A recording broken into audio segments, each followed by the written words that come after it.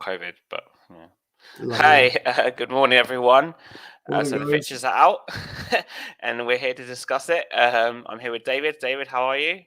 Yeah, not too bad. Apart from the fact that it's like 40 odd degrees, well, not quite, but it's 25 degrees at the moment, and I hate heat, so it doesn't You bode hate well. heat. Oh, Yeah. it's the opposite of me. I'm liking it a lot. So I've got maybe got a bit of tan here or something, but yeah. So how did you feel seeing the fixtures this morning? I'm gonna put them up in a minute. So Do you know what? There's a couple of ones. Let me get it up because I saved hold it on, this give me a morning. sec.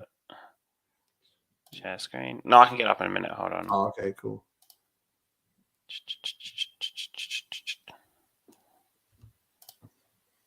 There we go.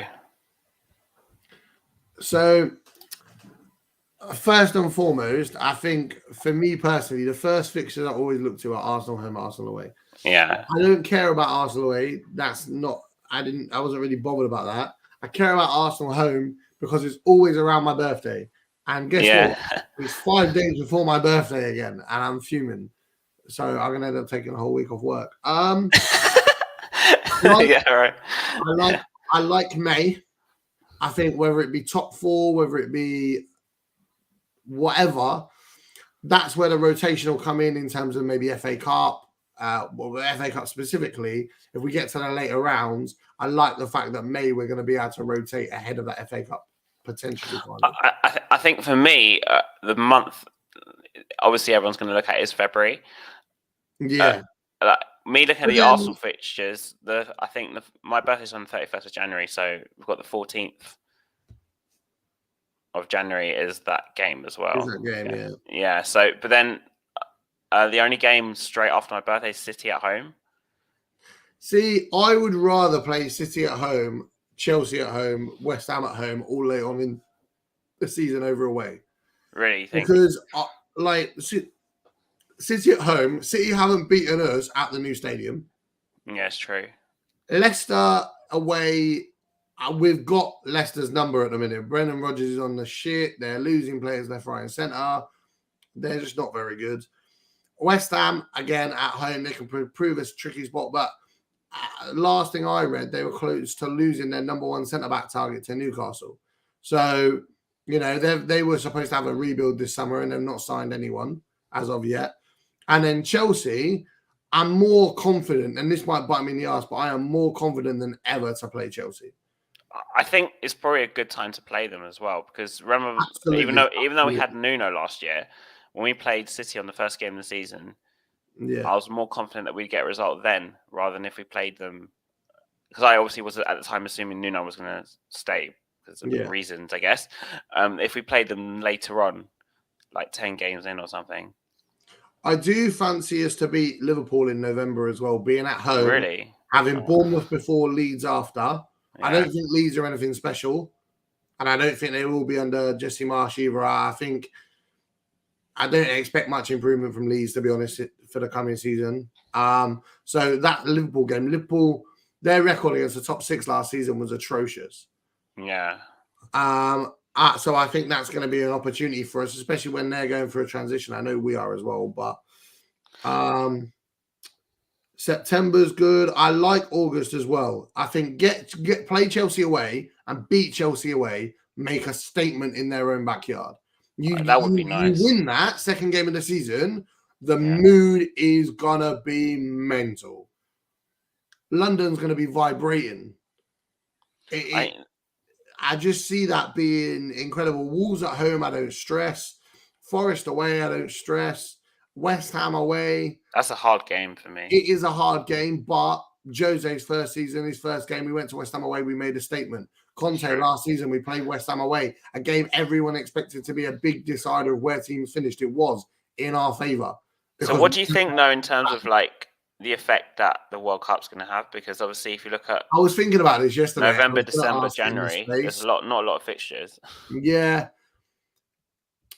To be honest with you, that's gonna be weird, actually, because I'm so used to having loads. It's going to be weird, but I think. You know what? It might. Do you know what? I want England to go out early, and I'll tell you why.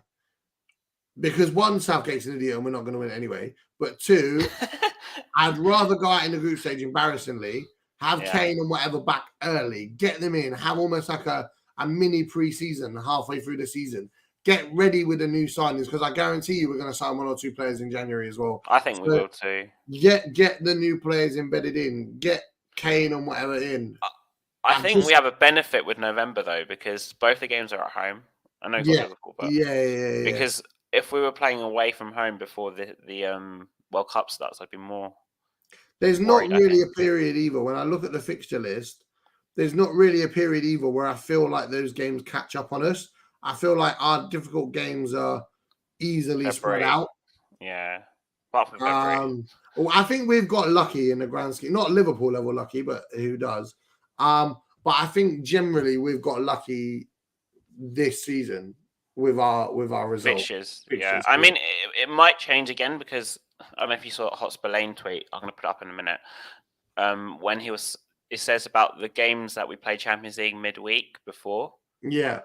And it's like you've got stuff like Arsenal away, City. Yeah, the list is quite horrible. Happens every season. That list is quite horrible, to be honest.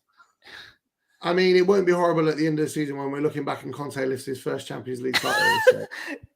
For the treble, yeah? Yeah, of course. But not the Liverpool treble, not the Liverpool treble of the FA Cup, the Community Shield, and we made it to we almost won the quadruple, whatever. Yeah. But yeah, I think. To be honest, I think Liverpool are a bit unlucky, but anyway. They deserve to win the final, which makes it even better that they lost. I don't know about the final. I thought the Champions League final. The Champions League final, they deserve to win, and the title. I mean, that's what happens when you stall on Mo Salah's contract negotiations. If they offered him the contract he wanted straight away, he'd have been up and firing. They'd have probably won the league. But do you think also, like, for me with the final, did you hear what like people like Michael Owen and the pundits were saying about Real Madrid? I was like, the amount of disrespect. Oh, it's ridiculous. They are the greatest team, arguably, we have ever seen in Real Madrid, and the disrespect is unbelievable. Honestly, like what they were saying about Madrid before the game, saying, "Oh, Liverpool going to smack them up." Like I think Owen said, 2-0, 3-0, and I was like, "You're actually." So disgraceful for actually talking about Real Madrid like that, because this is the thing though. If you look at key games where teams are sat back against Liverpool, they can't break them down. They lost to Real Madrid because they couldn't break them down. We stopped them winning the league, which is sweet by sitting back. And do you know what? If we're going to sit back in a Conte team where we've got the fullbacks and got the midfielders to transition, I couldn't give a shit. It's the same. It's the same mindset I said about under Jose.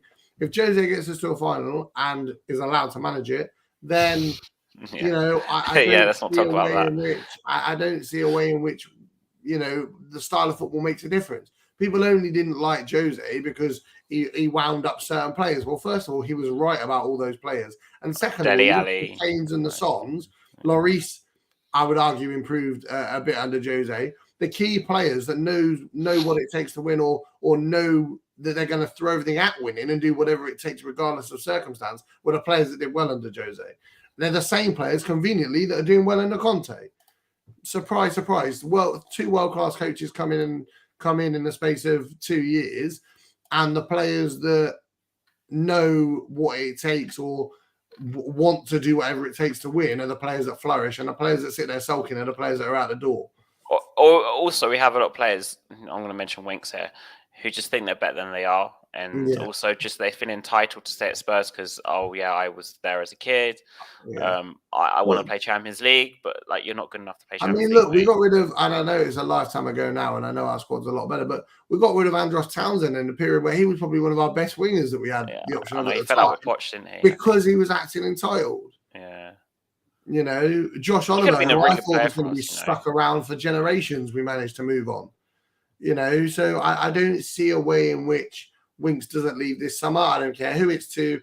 To be honest with you, I couldn't even care if it goes in the same way of Dele Alli if you finish in this position or above, or he plays so many games, then we get money for him. Otherwise, pretty much you're taking him for 5 million. I've got no problem in doing that at this point. I will get in my car. I will drive to Hemel Hempstead. I will pick the fucker up, and I will drive him wherever it takes. And how about Ndombele? Because I mean, we might have to loan to McDonald's or something, or for like a 5-year deal. He's honestly, the next 18 months, he's going to disappear off the face of the earth unless he agrees to deal to leave. But there's massive interest from Spain, apparently. So I was watching someone else's stream last night, and they mentioned like Seville, Betis, and there was another club. I can't remember who it was. And who's the other one? I believe there was some interest from Real Sociedad as well. Yeah, that's the team. So there is a couple of teams in for him. If Levy's willing to take the hit and get 20 million, then I'm sorry, that's half of Basuma. That's almost all of Basuma done. Almost, yeah. Just in net spend. We're not even talking. This is where I expect us to make the Richarlison type signing, because this £150 million, we're not even touching, because the players right now that we're signing are covered in what we're going to sell. Yeah. You know, do you think we'll make some massive signing near the end of the window or something?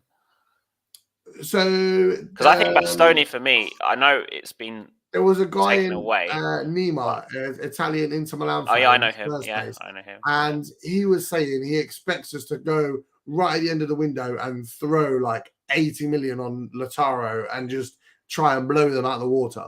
Yeah. Now, I wouldn't be opposed to that, because I'd be happy to play him on the left. I'd be happy to play him through the centre. Yeah. I'd be happy to play him in a 2 up top. And Son's humble enough to know that some games you're going to need to start with 2, and he's going to have to come off the bench. That's not a problem. If it wins us the game and we win, win. Lautaro is it's just class, man. Yeah. For me personally, it'll be big money on a left-sided centre back, and it'll be big money on a forward. You think? I'm talking 50 million for both. I reckon it's going to be Pau Torres for a Lo Celso swap. I think Bastoni's going. I don't know. I have a feeling Pau Torres won't end up at Tottenham. The thing is, the reason why I say he will, it works with the Lo Celso deal. I know, and it gives us an excuse to bring in a central centre back to start over Dyer, like Bremer. Which, in my opinion, would be Bremer. Now, if you're asking me, Bastoni, Dyer, Romero, Torres, Bremer, Romero, I'm taking Torres, Bremer, Romero. You think? Yeah. See, I prefer it's more well-rounded. It's more balanced. It's more... I just... Bastoni is a luxury signing, but if we're still going to have Eric Dyer not press when he needs to press, not get out and block shots when he needs to block out shots, we're going to have the same problem over and over again. I'd rather spend 80 million on those two than 80 million on one. But I confess, I don't know much about Bremer. I've watched Torres more. And for me, I think Torres, is just a bit overhyped. I would agree. I would agree. However, he's still done it at the top level. He did it in the Champions League last year. He was outstanding, got man of the match several times. In a team that aren't... Unai Emery's not a world-class manager. He is a top manager. And he's maybe just under that bracket, but he's not quite world-class. So they're doing it under a manager who... You know, all right, he's a Europa League specialist, but other than that, he's only won the league title in France. You know, he didn't win anything in England. So I think for me personally, I'd be looking at it and saying, I just don't see a way in which we don't go for Torres. I think it makes logical sense. In terms of Bremer, I thought the same thing too. He's strong in the air. And he won Serie A Defender of the Season last season. Now, I don't know about you, but the last Serie A Defender of the Season that we signed hasn't worked out too badly. And Conte seems to know what to get out of these players. Now, the only thing about Bremer that I heard is that he needs to wait 6 months or something to get an Italian citizenship or something. So it will obviously, I think this summer he'll either stay or he'll go. He'll either stay in Italy or he'll go, and next move will sort of be like his big career move in terms of like which playing under Conte, a specialist in a back three, a specialist with defenders made in Italy, playing for a top 6 club that are pushing to be a top 3, top 4, top 3, maybe top 2, top 2, maybe a bit premature. But like I don't see a way in which that doesn't happen. The alternative for me at left-sided centre back, in terms of realistic, would be Ndicka. The way he plays, a lot of people he plays in the back 3. He's settling well. 6'4", left-footed. He's tall. He's strong. He's quick. The only concern I have with him, I don't necessarily feel his passing ability is the level of Torres or Bastoni. So do you get the tall, quick, strong centre back? Yeah. Which I feel like, for me personally, if you were saying the dream, the absolute dream, it'd be Bastoni and Koulibaly. If you're saying the more realistic dream, it'd be Torres. Yeah. No, it'd be Torres and Koulibaly. If you want the realistic and logical for Spurs, I'm saying Torres and Bremer. However, but Koulibaly, apparently we made contact with him. I don't know if you saw. Yes, well, apparently the Torino owner doesn't want to sell him to Inter now because they've taken too long. And they're trying to haggle over offering a player plus money when in January the fee that was agreed was 5 million euros addition, which comes to about 30 million euros in total. And they're going back on that and they're trying to offer like 10 million plus. I don't know if you saw something on Twitter as well. Like there was a tweet, I can't remember who it came from, but saying something like Conte apparently told Inter Milan, if you're not going to give us Bastoni, we'll go for Bremer or something. Yeah. Did you see that? And that doesn't surprise me. I think the player that was meant to stay in the lodge, whose agent was ill and stuck in Italy, I think that was Bremer. You think so? I think that was Bremer. Yeah. I mean, Xhaka spoke about him a lot, but the thing what I want Bastoni more is because he seems like he's Conte's man. He is, but how much of Conte's man is he if he's not jumping the first time the call's asked?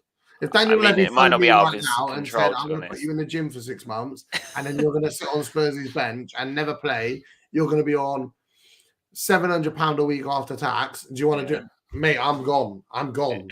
Like I don't give a shit. I'm gone." So if he's that much Conte's man, bearing in mind Conte picked him out the mailroom, for lack of a better word. He put him in. He nurtured him, developed him. And when Conte is making that call for a club that are happy to get rid of you and you're not signing, I think it's Italian.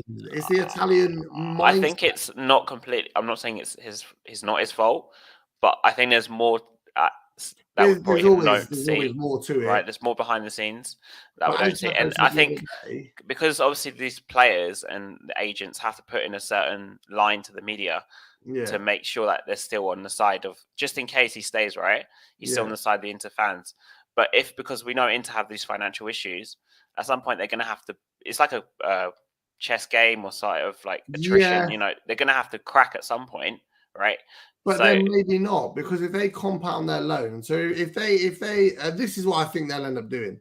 If they take out a loan at a slightly higher interest rate to cover the cost of their existing loan, plus a percentage for what they need for transfers, that all that does is, yes, it kicks the can down the road. It gives them an extra year to start paying the loan, and then it lasts a year longer, and it's slightly higher interest.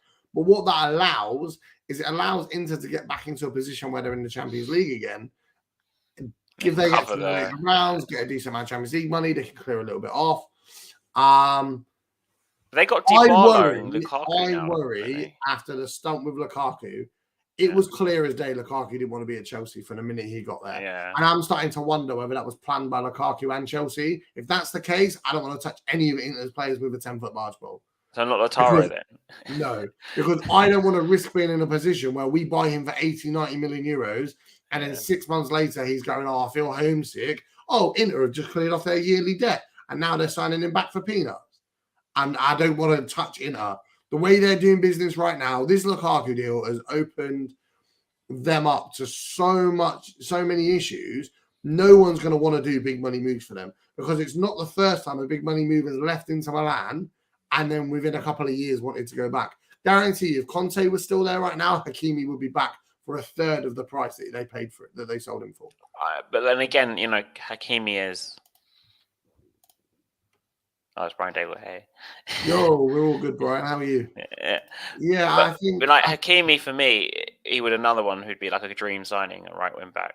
But but can you understand what I'm saying, though? That if there was a manager who wanted him back, he was happy to go back, let's say Conte's still at Milan, right? Yeah. And they say to Milan, look, Conte, look, you can wait with us with a year. We're going to sell all of our good players for stupidly high prices.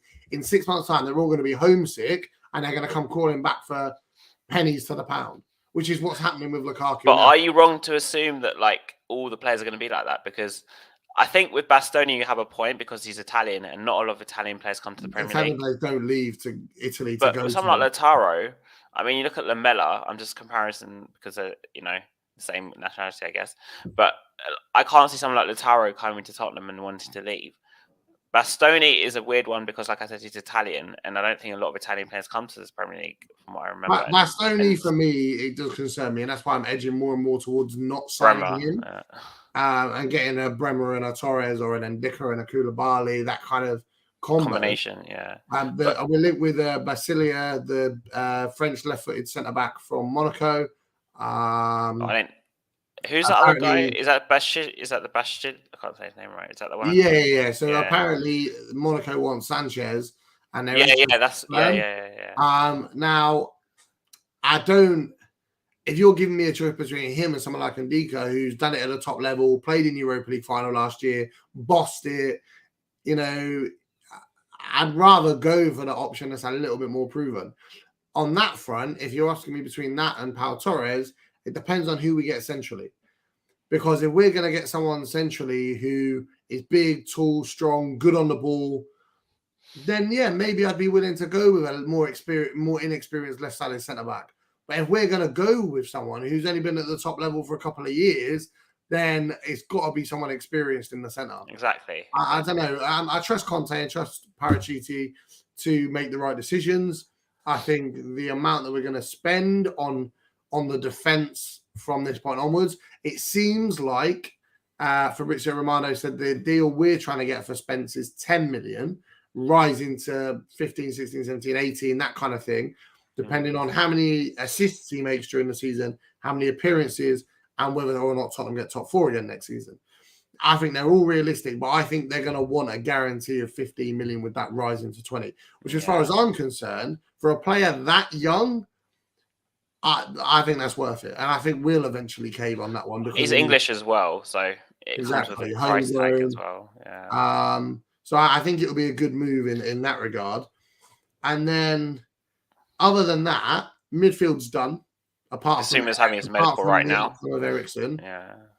We need a right wing back because I think he will play Doherty as rotation and move Emerson on, which is sad to see because Emerson is as Spurs as it gets, right? And I've got the utmost respect for him. He works his arse off. He's trying to improve. He's trying to build a relationship with the fans, but he just isn't a wing back. If we were playing 4-4-2, if we were playing, if he was to go into a system that plays slightly more defensive fullbacks, like if he was to go to a Fulham next summer, or he was to go to a Bournemouth or whatever, he would be sensational. He'd be the best player by a mile. But just not. Are you a bit? I'm sad. I'm quite. In terms of Jed Spence, I'm a bit worried because of what happened with Sessegnon or not. Because I'm not saying Jed Spence is going to be a bad signing or like he won't work out. But my thinking with him is that we buy him and we loan him back to like Forest for a year, and then we sign another senior one as well. Because then Doherty saying a year or two can go. Spence comes in, like we did with Kyle Walker. I remember Kyle Walker. But I think Spence is absolutely by far and away 3 or 4 seasons ahead at this age. I haven't watched him as much, so absolutely. I don't know. He's got energy. He's athletic. He's got a drive. You saw the way, and some people say, "Oh, he's disrespectful." The way he responds to Neil Warnock, that, pardon my French, is a fuck you. I know how good I am. I'm going to prove to you how good I am, and then when I have proved it, I'm going to show you that's where I'm meant to be. And even Neil Warnock replied saying, I said you'd either be a League 2 player or a Premier League player. It's either going to be one or the other. And if he's got that drive and that mindset now, imagine what he's like when he's mixed in with Kane, with Son, with Lloris, with Conte. I think I look at him and he is so far along for his age. I'm going to look at his stats from last season because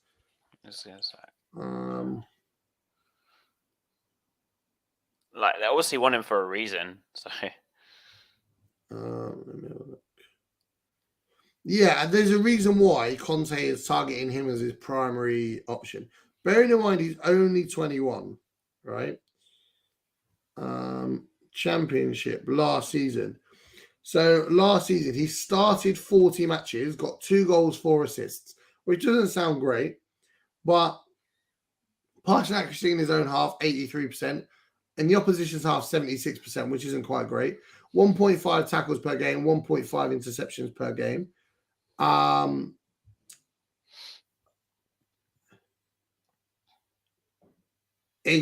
yellow cards. I mean, his stats still look raw, right? But bearing in mind, Forest didn't start pulling their finger out their ass to the second half of the season. He was at Middlesbrough for the first half of the season.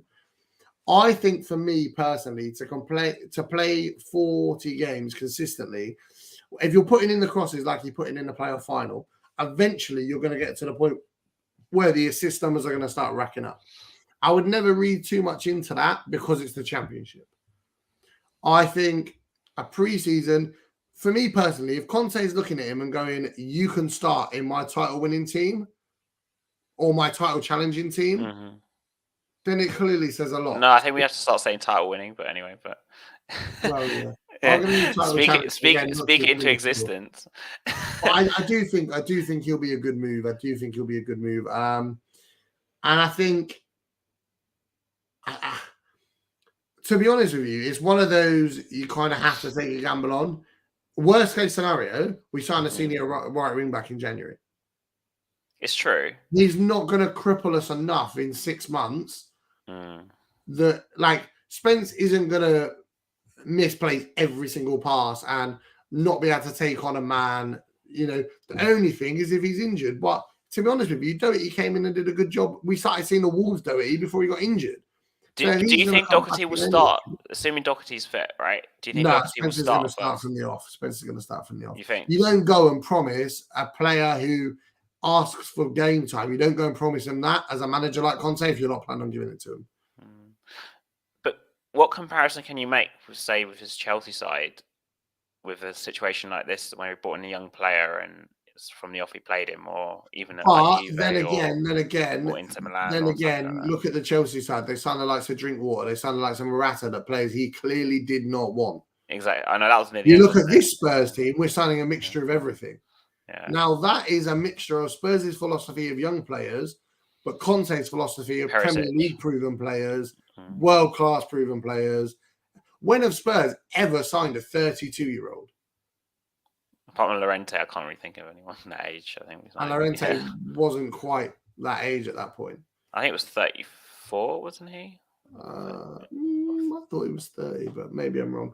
But either way, we've not notoriously, not to that level. We've got to sign a Premier League proven midfielder, taking him away from every single rival club. I don't give a shit what these fans want to say. Their clubs have been in for him all season. Did you see that tweet from No Context Tottenham earlier? No, about, if league judges going some Basuma's a good or something like that, and I was like, this age. No, I haven't. No, it was off one of the AFC. You know what I mean? Though? We're signing players that Conte wants. Spence is one of those players. There's no way Daniel Levy's gone. You can have the defense you want. You can have the midfield you want. You can have the attackers you want. We'll give you 150 million plus sales. We'll get rid of anyone. We'll do whatever you ask, whatever. But I'm telling you, you've got to have Spence. Come on. No, I don't think so. Exactly. Like, it's all or nothing in this situation. I think based on what we're seeing so far, that says to me that Conte expects to be getting a lot out of Spence next season. Do you think there's a misconception with Conte in terms of him bringing in young players and developing them? Because I think that's Varela, who was 19, I believe, at the time. He's or 20 at the time. He signed Bastoni, who was young 20s at the time.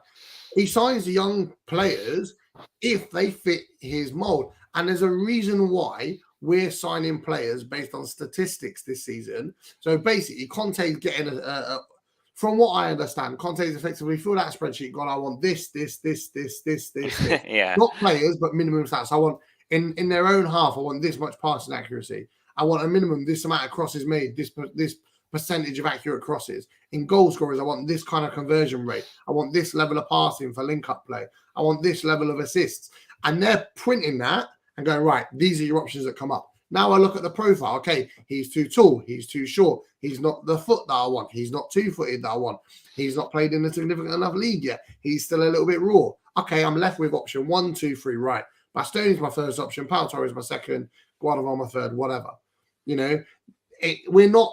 They're not playing FIFA here. They're not picking the best names and going, otherwise they'd be trying to sign fucking Marquinhos and David Alaba and whatever. No, Conte's going in and going, statistically, I want players that fit this. They need to be, it's the same way I play Football Manager effectively. If I'm going for a centre-back, they've got to be at least 6'2". Left-footed, they have to be left-footed on the left-hand side. They need to be composed on the ball. They need to have at least 85% passing accuracy. They need to have, to not be dribble passed more than on average one time every 7 games, every 8 games, whatever. They're the kind of numbers we're looking at, which is why when you look at the list of profile, there are some players that are a little bit more developed in some areas and some players a little bit more developed in other areas. And Dika is a bit quicker than Pau Torres. But is his passing quite as good? Not quite. I think that's really important in the Conte system. That it is, yeah. But what he's doing is he's weighing up those options. He's looking at, right, this person's got everything. Are they attainable? Ultimately, you cannot put a gun to his head. If Bastoni doesn't want to leave Italy, he's not going to leave. Okay, cool. Pau Torres, he's still quite quick. He's strong. He's 6'3". Okay, cool. He played in a system that didn't necessarily pass out the back, but it did well under pressure. Absorbing Unai Emery, we know from when he was at Arsenal, they absorb pressure and they hit. Okay, that fits a bit more my style. Brilliant. Is his passing good? Yes. Is the deal viable? He said he's willing to leave now. We'd agreed a deal to sign him in January, so we know what their price tag is. We know that we've got Lo Celso that they want. Okay, that's options liable. All in, let's go. But, however, this option also offers us this. They want this player. We want to get rid of this player. This is the right profile. Let's set this up just in case. And we're seeing that now with how quickly there was not a single link from Basuma to Spurs until it came out that we'd agreed a bid. And I was mad within like 2 days. So I like the way we're using statistical analysis. And Eddie Howe said it when he was at Bournemouth.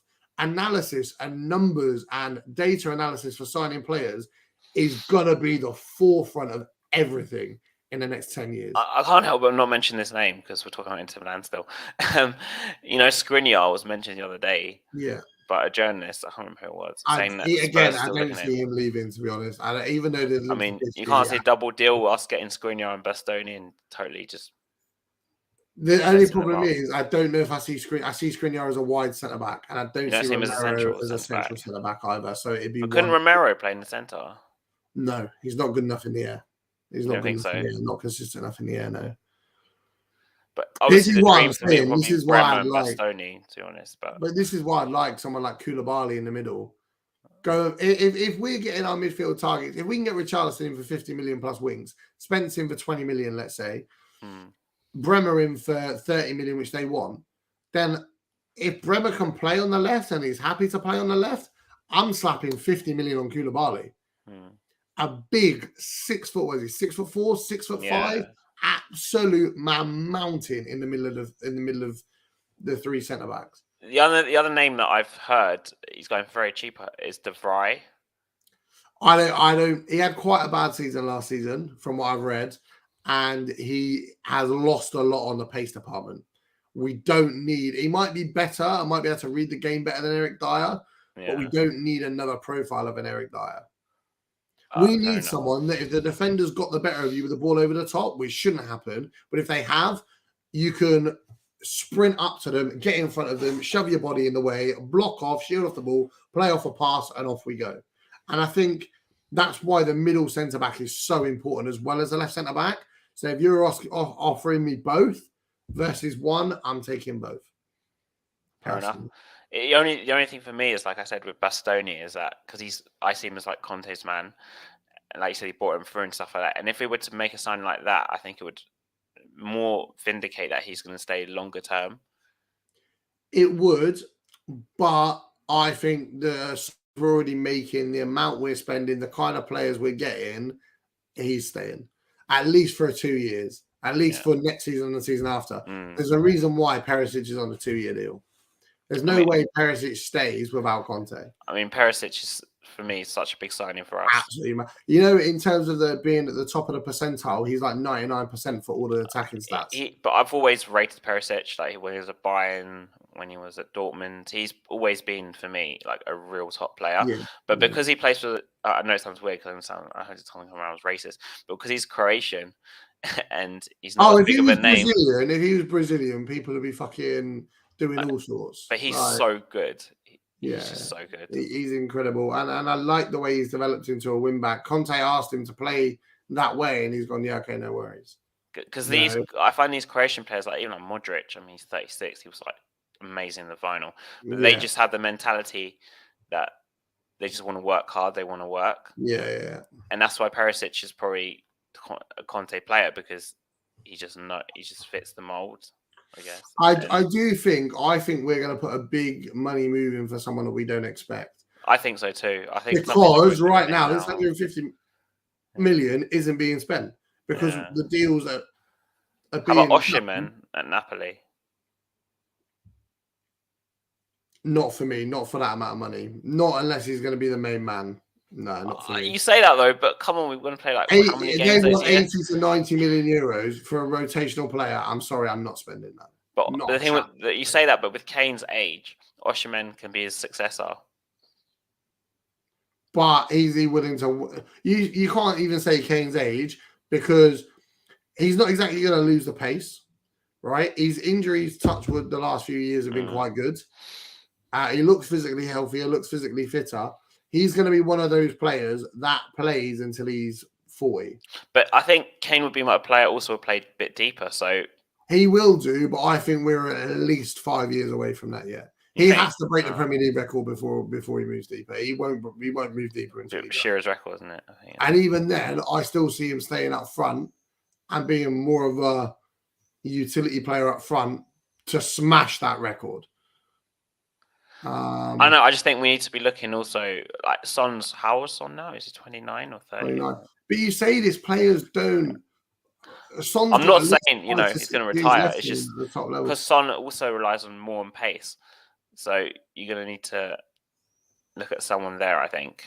I agree in a sense, but I think that's a 2.5 to 3 season away job. Not yet. Right now, he's well round the team, bringing a balance of youth and experience, get challenging.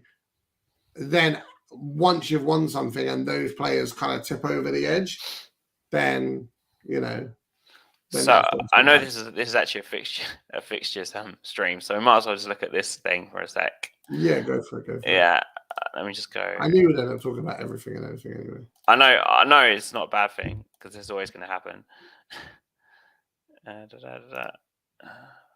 Okay, yeah. So the midweek games in the Champions League before the Premier League games, I've got Man City away.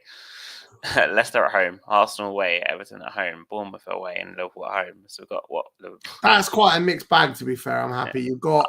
You've got 3 big clubs in Man City and Liverpool, and then you've got 3 small clubs in Leicester, Everton, and Bournemouth. So I think that's a mixed bag. I'm not too fussed about that, to be honest. I mean, the one for me, obviously, City away and Arsenal away look the worst. But by when do we play City away? I can't remember the date, but I know Arsenal is right now on the 1st of October, I think. Yeah. And that'll probably... At the end of the day, the way I see it, you want to be the best, you got to beat the best. We also don't know what our Champions League group is. Those fixtures with City and Liverpool could all fall at playing 3 absolute shitters in the group stage. Let's hope so. Because you've got to think, right? Celtic have qualified for... straight to the group stages. Can we get them in the group stages? Because they're not an English team. We can get them. Yeah, so imagine Celtic's our first seed. Let's say we're what will we be, 2nd or 3rd seed? I think we're 2nd seed. All right, so let's say we've got Celtic, us, we've got, I don't know, a team from Spain, and then we've got someone else. We can rotate against at least 2 of those teams. No disrespect to Celtic, but Cameron Carter-Vickers, Agent Spurs. Do you know what I mean? I can see us rotating, and that's why we're spending the money on Richarlison, the money on Bissouma, the money on this, the money on that, so we can have those options in those games. I think you're right. I think we also be looking at these fixtures and saying, for example, Bournemouth away, Everton at home. No, Bournemouth away, Leicester at home. It's games that we can, like you said, rotate players because we're going to need to. Bournemouth away, Leicester at home. You should be playing Kane for no more than 45 minutes. Yeah, exactly. You should be playing Son for no more than 45 minutes. Yeah. Hey, right. So I don't see a way in which that becomes an issue. And to be honest with you, I wouldn't be surprised if we get rid of. So let me go through the list. I actually did this the other day with a mate of mine who is a gooner, unfortunately. Unfortunately, yeah. Some people have got to make bad mistakes. So if I look at our squad right now, let's say we get out everyone that the club wants to get out. Let's say Bergwijn goes, Lucas goes, let's not say Lucas, actually, because apparently he wants to stay and finish off his season and win a trophy at Spurs, which is fair enough. Let's say Bergwijn goes, Winks goes, Reguilon goes, Emerson goes, Sanchez stays, Rodon goes, Galini's obviously gone already. Then I see us maybe getting the 1 or 2 £20 million squad players that come in, and they know. Toliso's a big one for me as well. I know the midfield's pretty packed out now. How about Lenglet? I know as a centre half, but he's one that's been mooted. To sit on the bench and be an absolute last resort, fine. But if you're saying to me right now, so I was in a group chat with some Spurs fans a while back, and one of the guys in there is from Spain, a Barcelona fan as well. And he was saying not to touch Lenglet with a 10-foot barge pole. Now, Ben Davies, the way he played last season, I'm not going to say he's world-class. I'm not going to say he should start for Spurs. But if you said to me right now, he plays rotation in the cup games, in the smaller games, with how he played last season, I'm happy with that. So I don't think so. Let me get a pen and bit of paper. That's my DBS check. I can't write on that. Give me 2 seconds. Let me get a pen and bit of paper. If I've got some paper. I've got an envelope. Right. So if we're kitting out, let's just go with the 4-3-3, with the 3-4-3. 3-4-3, yeah. For now, right? So let's go through the options per position. So you got Kane up front, and then let's say we'll go with Richarlison as being the striker, right? You got Kula on the left, and then you've got Son on Kula on the right, and then Son on the left. You've got, let's say, Spence and Doherty. You've got let's go with a midfield. So put Bissouma and Skip. And we'll go Skip on one side. Then you got Højbjerg. Ben. What do you think's going to happen with Skip next season? I think he'll play, but I think he'll be nursed in just as a risk of like injury and stuff. Because I think he could be a big player for us next year, to be honest. 100%. This fucking pen's running out. You guys will understand what I'm doing in a second, right? This is what I do on Football Manager when I go to. So if we go with the players that we're close to, linked with, whatever. So as it stands right now, you've got 2 rotation options up front in Kane and Richarlison. They both offer something different. You've got 2 right backs, 2 left backs, with Reguilon and Emerson then to sell. You've got 4 midfielders, let's say plus Eriksen, because you don't need a deep lying midfielder for the 3-4-3. You need it for the 3-5-2. So you only need 1. So the midfield is absolutely packed out, and I don't think I'm missing anyone there. You've got Davies and Dyer that are second rotational players, Romero who's a starter, and Lloris, right? So let's say Sanchez replaces Romero, which he did earlier in the season and was fantastic. Because I've got no problem if Sanchez is happy to be a bench player. He's still 26, still yet to peak. He seems to have a lot more of his head screwed on. But as I said, when Romero first came in, he looked a bit hot-headed. Sanchez looked a little bit clumsy. He's looking a lot less clumsy. So I'm happy with that. So at this point, bearing in mind, you're not going to get 2 players per position. It's just not going to happen. You've got a 23-man squad. And right now we're looking at 1, 2, 3, 4, 5, 6, 7, 8, 9, 10, 11, 12, 13, 15, 16, 17, 18, with Forster is 19. So you're looking at, you can only get in 4 more players now for a 23-man squad, right? Let's go with Bremer and Torres because that's the options that I see being the most reliable. So that's 21, right? So at that point, you can only get 2 more players. I don't see us finding 2 wingers that are going to be good enough, but also cheap enough to come off the bench on either side. The option that's been mentioned a lot is Terrier from Rennes. Cornet from Burnley. I don't think he's a winger. I think if he was going to be signed, it'd be a wing back, and we've got too many of them already. I thought Cornet plays like as a 10 sometimes as well, doesn't he?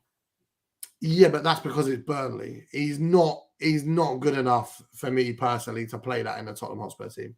He's just not good enough.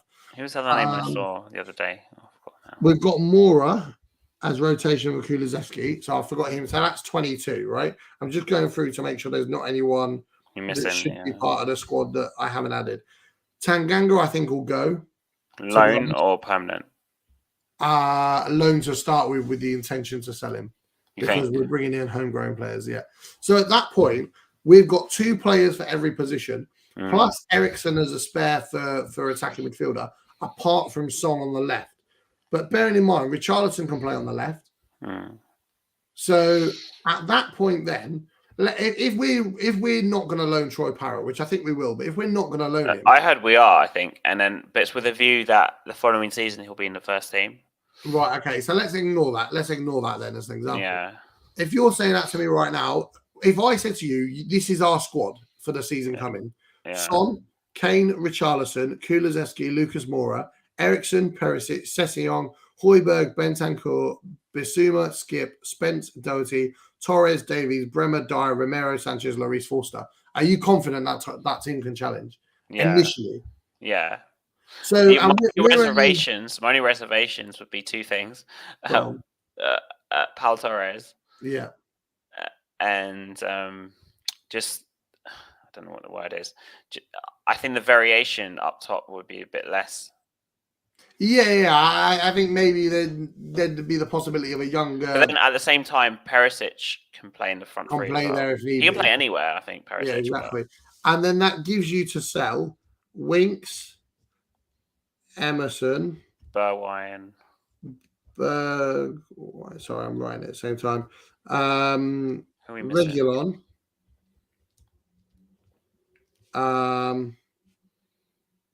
Who else would that give us? Roden. I thought about Roden. He's definitely on his way out, isn't he? Yeah, definitely. Well, Steve Cooper managed him at Swansea and didn't want him to leave. So, don't you think he's like a really, really good example of a bad Levy signing? Rodon. Oh yeah, 100%. Because it's like when we signed him, I'm not saying he was like bad or anything because I've seen him play for Wales. It's actually quite good, but he clearly wasn't wanted by Mourinho. No, and Mourinho wanted the experience. Skriniar in it. Yeah. So this gives us out. Bearing in mind, I can't remember who else is out on loan. We've also got Sarr as well, who's rumoured to be coming into the first team. So again, that's another midfield option. This has us selling Winks, Emerson, Regulon, Bergwijn, Roden, Clark, Tanganga on loan, and Ndombele and Lo Celso. I thought about Ndombele. Yeah. Now you can't tell me in that situation that there's no reason why we couldn't then spend the money on a Guardiola if he was willing to join. You know, he's not necessarily my first choice personally, but we can go and splash maybe Richarlison. It's going to sound stupid, but maybe Richarlison and Jesus, and then Moura finds the door. That'd be mad. You know, that squad there. My handwriting is atrocious on the back of an envelope. Oh, that's fine. But you can see there. This is how I plan my football manager squads to make sure I've got 2 players per position. You can see there the depth in numbers already. Davies, Dyer, and Sanchez. I still don't like Dyer, but Davies and Sanchez personally are fantastic backups. Yeah. Doherty, if he plays the way he played for his injury, fantastic backup. Skip, Bentancur, Sarr, and Eriksen as rotation for the midfield. I mean, the midfield to me looks so tasty if we get Eriksen. 100%. Sessegnon is fantastic backup, and I do think it's going to be Perisic plays 60 minutes, Sessegnon plays the rest for a lot of the season. Yeah. Moura, he works hard, and I think when we've got the attacking wing backs to help benefit, I think we'll see a little bit more from him. And then Richarlison's a fantastic backup. There's not a single player in that squad you can sit there and say. I think Lucas, if he stays, because there's still a possibility that he might leave. Because I saw some links last night about Juve. I saw a link with him last night. In the early hours of the morning. Apparently he wants to stay, win a trophy this season, and then go at the end of the season. But I think he'll be like the last choice in the attacking options. I think. Yeah, for sure. I'm not saying he's a bad player. I actually quite like Lucas. I actually like him more than Bergwijn. I mean, there were quite a lot of times this season. If you wanted my personal opinion, I'd get rid of Lucas, keep Bergwijn if he was willing to shut up. Bergwijn wants to go, so. But as you say, he wants to go. I think Lucas is just happy to be at Spurs. That's what it feels like to me. Yeah. He's like grateful. He's like, yeah, I'm Spurs. He feels like he owes me now. He had the privilege of meeting me. No. I saw that actually. Yeah, I think at that point, if you look at that squad, that's fantastic options in every department. You've got every type of central midfielder. You've got every type of fullback. You've got every option in striker apart from a target man. I mentioned on the space, and I got wasn't a harsh response, but I got a absolute no response. For me personally, £8 million. If you're saying get Weghorst, if I'm saying get Weghorst, I'd take him for £8 million. I'd take him right now because at that point, Richarlison's rotation for Son, Weghorst is a complete different option through the middle. At that point, you said to me we have Richarlison rotation for Son, add Weghorst in there. That 23-man squad comfortably gets top 4 and wins a trophy. Mm-hmm. And that's with a second choice in Torres. Or I mean, Lukaku's going to Milan now, but obviously there's that link with us. But no, it wasn't going to happen, was it? No, but as I say, those options then are fantastic at that point. So what other, assuming we don't get Richarlison, or even if we do, because you mentioned Weghorst, what proper like number 9 would you want to back up Kane? I know you mentioned Weghorst, but is anyone else? I want someone who right now plays in the Prem. Because it needs to be someone that if Kane gets injured, they have to come in, they have to score goals. Yeah. You know a name that I've heard that a lot of people like is the Watford guy. Is it Dennis? Is it Dennis? Not for me. It's too big of a gamble. Is it Dennis as a striker for them? Yeah, we'd be paying over the odds for him. Yeah. Because they've been relegated and they'd want to hold on to him. He was a very hot and cold player. I know he played for Watford, but still. Yeah. They're a bit of a yo-yo club. Also, living where I live, I can't be seen to wanting a Watford player. Oh, okay. So that's the reason why then. Generally, though, I think he's a very hot and cold player. I think it costs too much, and I don't think it's realistic. I just know a lot of Spurs fans quite like him a lot. But... See, if we were to get rid of Mora, if he was willing to sit on our bench, I'd get Ismail Assar. I like him too a lot as well. Yeah. And Sarr could play on the right or the left, which he has done at times. But again, it's going to cost an absolute bomb. Championship player now. Don't know if it's worth it. I'm trying to think. Is there any other striker? Let me go through the clubs. It's the easiest. I'll do that too. I would have taken Danny Ings before he went to Villa. Not now. We've been chasing Danny Ings for years. Yeah. Is Damiao still playing football? Say again. Leandro Damiao. Do you remember him? No. I only don't remember him. No. During the Redknapp era, we were linked with Damiao every window. Oh, my God. Yeah. We had quite a few players in that period. Like Berahino, we were linked with for every window for like 4 or 5 years. Yeah, when Poch joined, that was it. It was just Berahino every window. Yeah, I did my head in. So, Wolves, if you're asking me about strikers, Raul Jimenez, absolutely. He'll cost a fortune, I think. Yeah, he will do, yeah.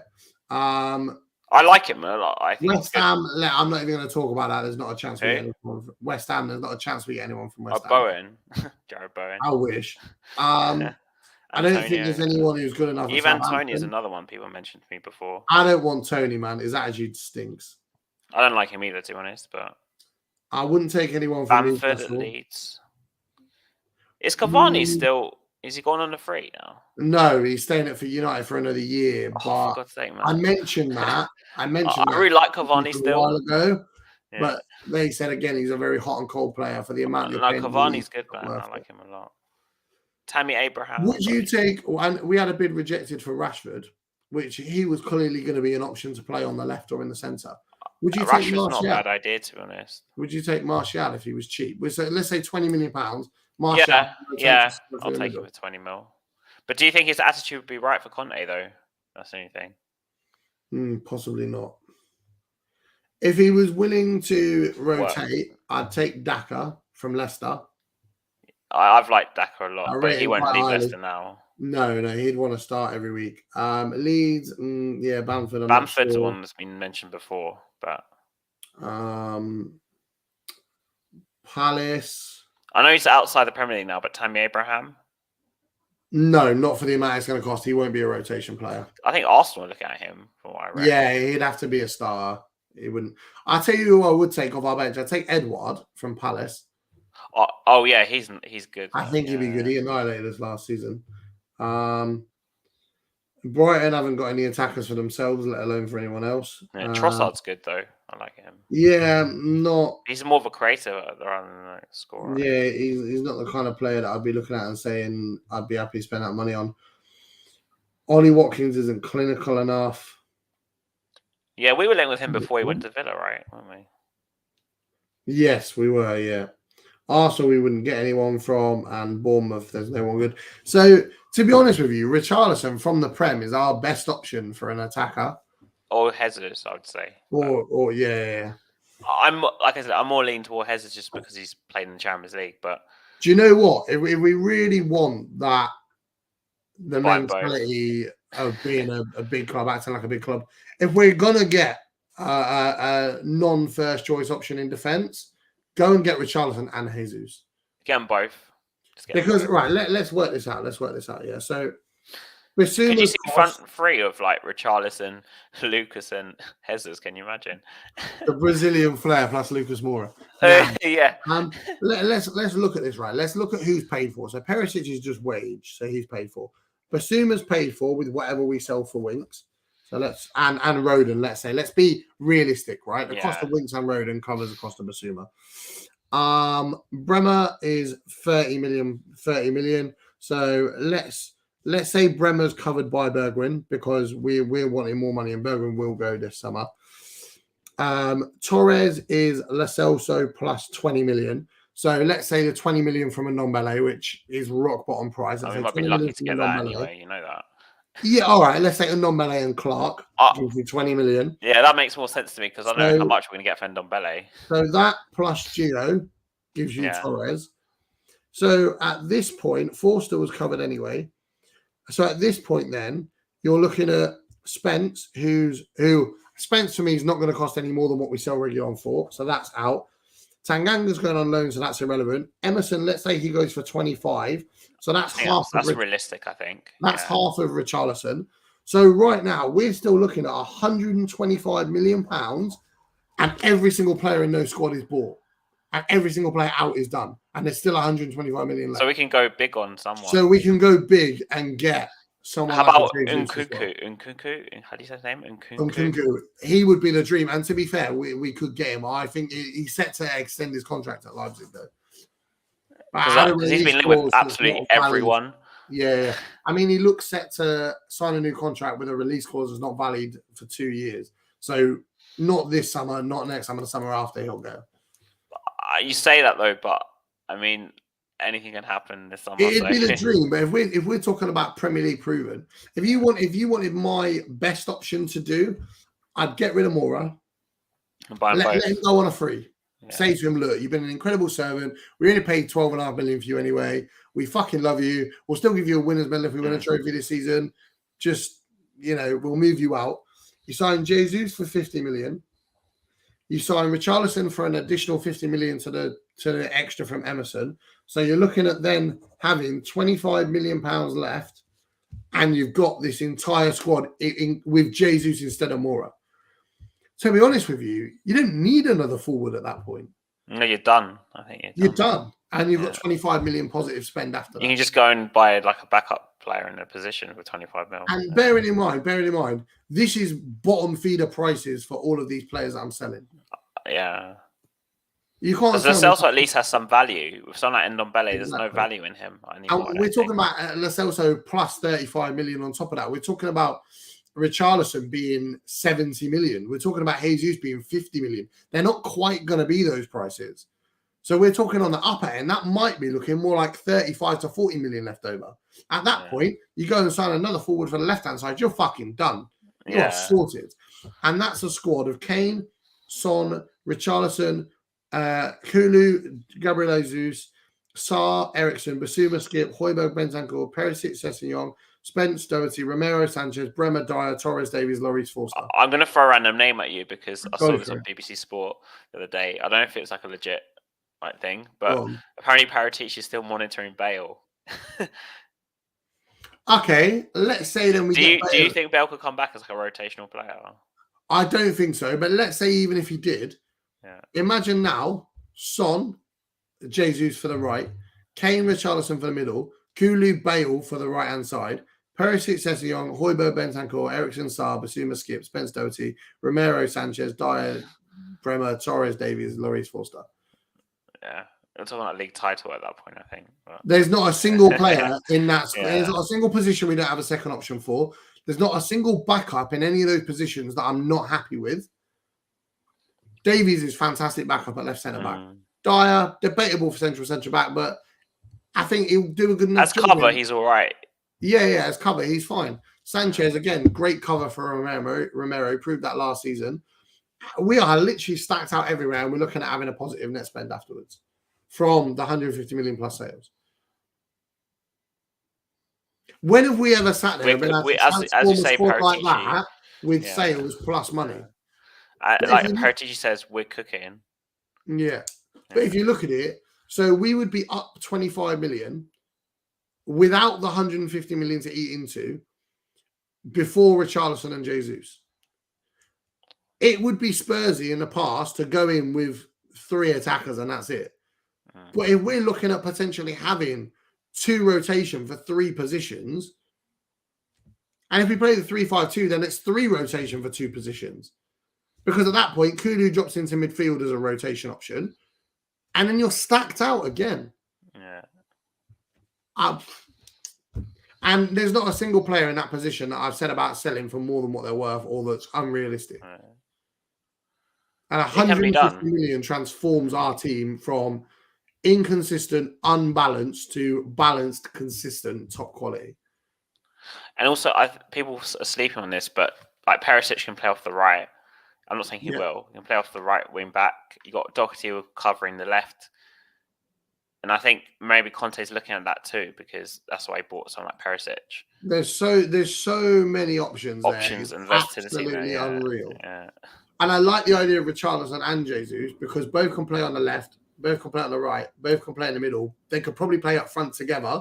Yeah. So if he was to start in a 3-5-2, you could bench Kane, Son, have Kulu, Ericsson, and the whole bit. Yeah. Exactly.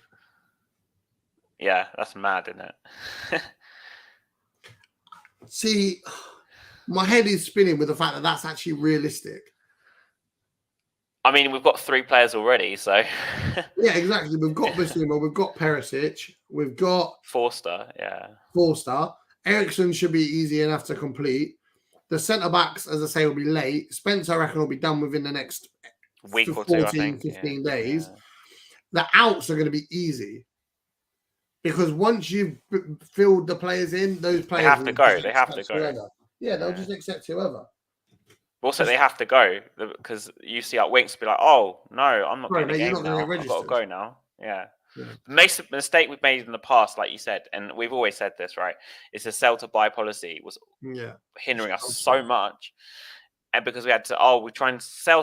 Oh, we have to sell Winks, or we have to, and we couldn't sell them, and we stuck with them, so we couldn't go out and buy someone else. Now we've actually bought the players. These players are forced to leave. Winks ain't gonna stay. No. He has to go. If he wants to play football, he has to go. It's as simple as that. It's just a complete and utter transformation. That's good. And I do think for me, it's because Levy didn't even go to the meeting. He partly that, and partly the way we made a public statement that the investment was coming in straight away. Because if they didn't spend that investment, it's going to be riots down. If they hadn't made a public statement, it would have been Daniel Levy's word against Conte's. Yeah. Which he had with Chelsea with certain signings and it went to shit. He had with Inter Milan and it went to shit. But I think Conte at Chelsea, it didn't work because they didn't have someone like Paratici as the buffer between. Potentially. And I think in that sense, Abramovich is a big ego. It's the players I want more than... Shevchenko, remember? Yeah. Whereas you look at this now, we're giving him the players he wants. We're giving him the options he wants. Quality in backup, quality in depth. When have we ever had 2 decent players per position? Bearing in mind we've got 5 subs next season as well. I can't remember the last time. Even on the obviously Poch, we never had that. But even on the Redknapp, when we had quite a decent squad, the closest we came was having like Sandro as rotation for players. Yeah, with Parker. But even then, there wasn't quality in depth. I like Sandro a lot though. But anyway. Can't say I was the biggest fan. I preferred Paulinho personally. To Sandro? Yeah. You put Paulinho to Sandro? Yeah, I preferred him. What? Each to their own, though, isn't it? You know what? You say that I actually had a soft spot for Paulinho. I actually didn't want him to leave when Poch joined. Because I thought there was a player there. It's mad that he went to China and then went to Barcelona. Yeah, I know. Ex-Spurs of Barcelona. I can't believe that squad. That's where I say maybe we have to bite the bullet with someone like Torres over Bastoni, yeah. Because of what that. If I said to you right now, Torres and Bremer, Richarlison and Jesus, or Bastoni and Dyer, and then a youngster and Richarlison, what option are you taking? The Torres one. Exactly. And I'm thinking of the bigger picture here. Yeah. If Torres is a 7 out of 10 and Bastoni is a 10 out of 10, is it better to have a 7 out of 10 plus another Serie A defender of the season plus a 7 or 8 out of 10 and a 9 out of 10 attackers versus a youngster in defense's rotation and Dyer style? Because the big difference there is, I guess you won't have to watch Dyer for the next 38 games. Well, the way I see it, Bastoni isn't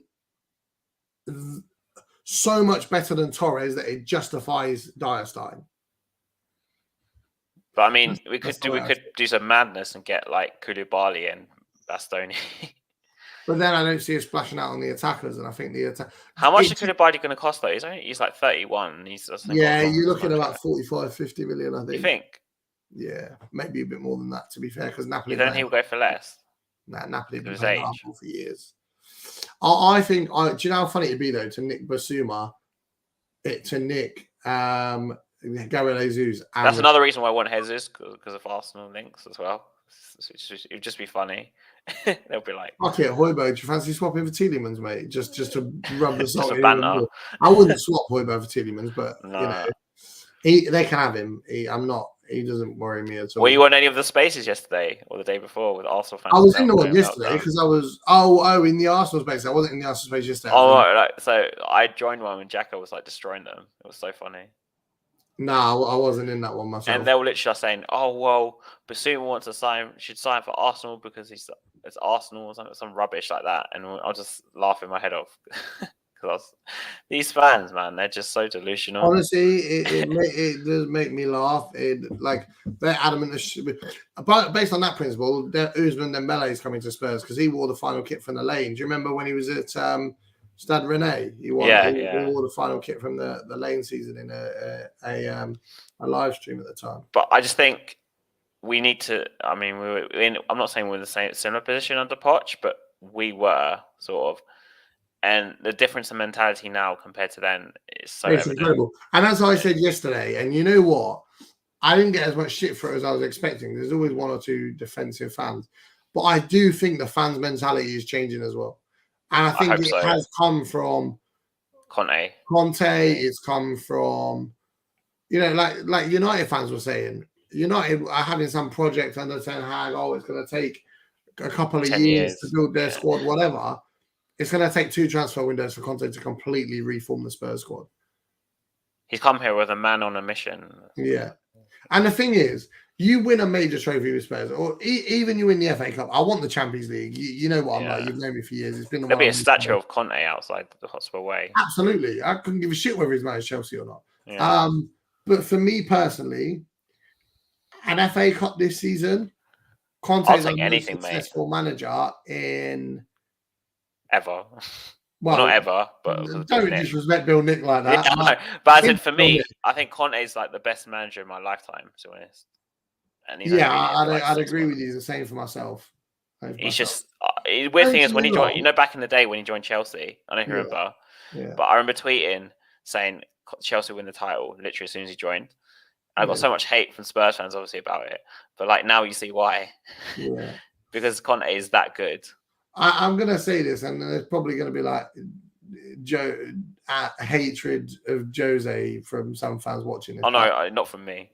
I still, if you give me this with Jose over Conte, the exact same thing, then I'll take it purely for the fact that it would piss off so many people. I know, but also because like Jose is Jose, man. Like he'll milk it so much as well. He's just the ultimate shit house, isn't he? He just milk it so much. Did you hear his comments before the Conference League final?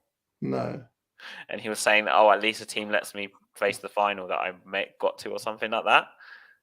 Yeah, but to be honest with you, I don't blame him. I know, but it was just quite funny because some Spurs fans were like, "Oh, he's not there anymore. It's going to meltdown." But it's just like, I really wanted it to work out under Jose because it's just, it's Jose. I mean, come on.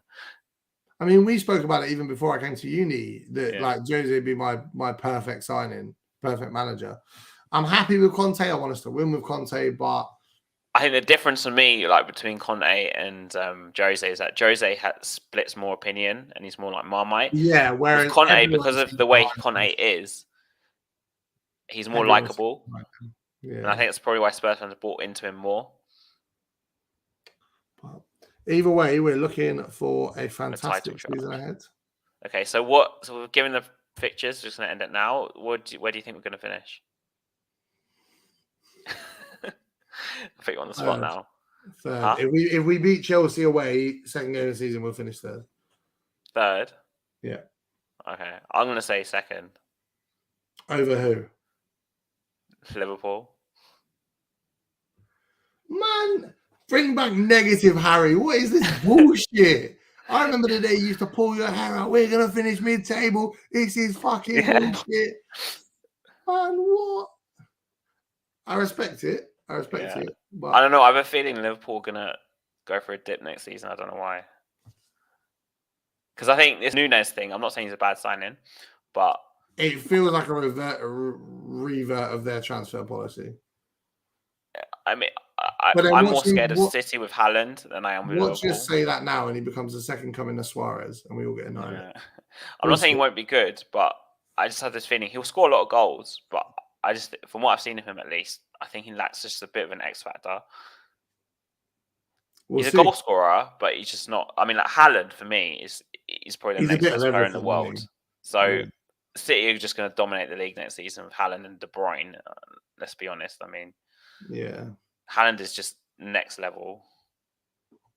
I don't know, man. I'm still going third. I'm going third and a domestic trophy. Okay, I think we'll win a trophy for sure. If we don't win a trophy now, I give up, man. I give up. I think we will. There's no way we don't under Conte.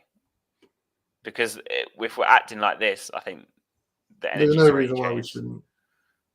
Cool. I mean, just the way we're doing business this year, it's just insane. Just a whole different gravy, innit? To have Perisic and Forster done before June was just crazy. Yeah, I'm still.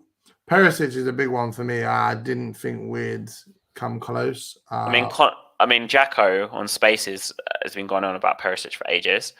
Yeah, as like a realistic thing.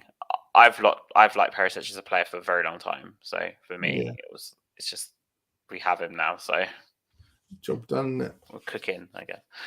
Okay. So thanks for everyone who's joined in, and come on, you Spurs.